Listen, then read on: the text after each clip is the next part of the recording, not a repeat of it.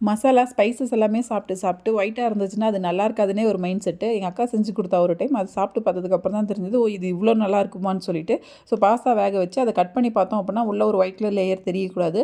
அப்படி வந்ததுன்னா பாஸ்தா வெந்ததா அர்த்தம். சைட் பை சைட் லஞ்சும் ரெடி பண்ணிட்டு இருந்தேன். பாஸ்தாவ வேக வச்சு எடுத்து வச்சுட்டு, இது செய்யலாமா வேண்டாமான்னு அவ்ளோ குழப்பம், ஒரு பயமும் கூடவே இருந்துட்டு இருந்தது.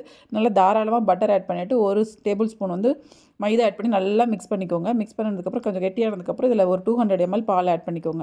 அதுக்கப்புறம் நம்ம கிட்ட இருக்க ஸ்பைசஸ் எல்லாமே ஆட் பண்ணிக்கலாம். நான் வந்து ஆரிகானோ, இட்டாலியன் சீசனிங், அதுக்கப்புறம் உப்பு, கொஞ்சம் பெப்பர் ஆட் பண்ணியிருக்கேன்.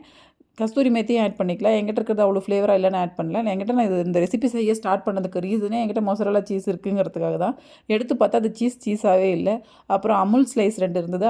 அது 2 ஆட் பண்ணிட்டு நல்லா மிக்ஸ் பண்ணதுக்கப்புறம் இதிலேயே நம்ம பாஸ்தா போட்டுக்கலாம். பட் நம்ம இன்னொரு பேன் வச்சு கொஞ்சம் கார்லிக் ஆட் பண்ணிவிட்டு, ஆனியன், கேப்சிகம், கார்ன் இல்ல பட்டாணி இந்த மாரி என்ன இருக்கோ அது எல்லாமே ஒரு ஃப்ரை பண்ணி இதோட சேர்த்துட்டு, அதுக்கப்புறம் நம்ம வந்து பாஸ்தா சேர்த்தோம் அப்படின்னா, இன்னும் கொஞ்சம் டேஸ்ட்டா இருக்கும்.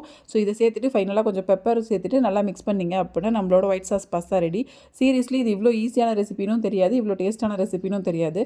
நான் ஒரு டைம் ஃபர்ஸ்ட்டு டைம் செஞ்சேன். எனக்கு வாயிலேயே வைக்க முடியல. அவ்ளோ மோசமாயிடுச்சு. ஏன்னா மைதா தான் மெயின் மேட்டரு. மைதா வந்து அதிகமா சேர்த்தக்கூடாது. எந்த அளவுக்கு வேணுமோ அந்த அளவுக்கு நம்ம பால் அதிகமா சேர்த்துக்கலாம், பிரச்சனை இல்ல. மைதா அதிகமா சேர்த்தோம் அப்படின்னா டேஸ்ட்டே கெடுத்து விட்டுருது. கொஞ்சம் லிக்விடா வேணும்னா இன்னும் கொஞ்சம் பால் கூட நீங்க ஆட் பண்ணிக்கலாம். தேங்க்ஸ் ஃபார் வாட்சிங்.